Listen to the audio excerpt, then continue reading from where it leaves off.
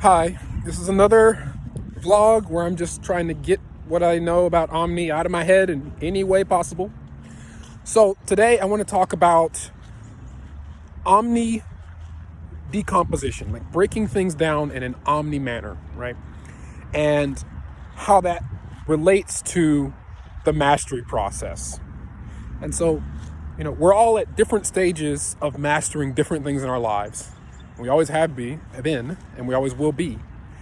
And what can be found when you look at the traditional way of disciplines and mastering disciplines, they're treated so separately that if you want to master 2 or 3 things, you have to start from the bottom of each of these things and build your way up.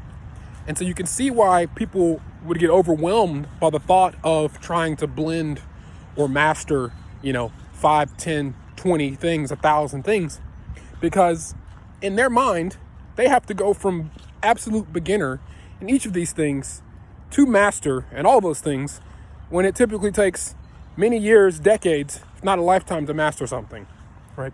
So what we are encouraging with this omnidisciplinary thinking thought process, especially the decomposing of ideas, is that if we can find these common elements, these common conceptual elements between things, then when we're trying to master a thing, we don't have to start from ground zero every single time.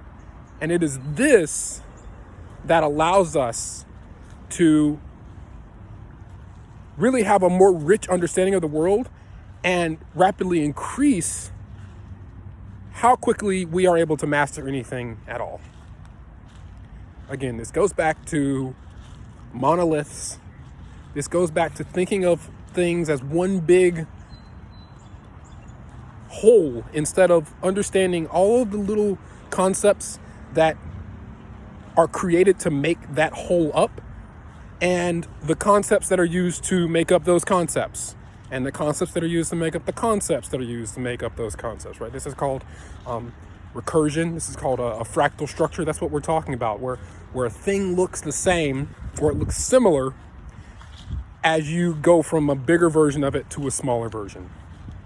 So what we're talking about is tapping into this fractal structure of knowledge, especially as it concerns like a few areas that you might be interested in, and using this shared understanding and this shared structure to solidify what you already know, because there might be an aspect of it that is explained a little bit better somewhere else, but also to just allow you to have a lot more momentum when you're trying to learn.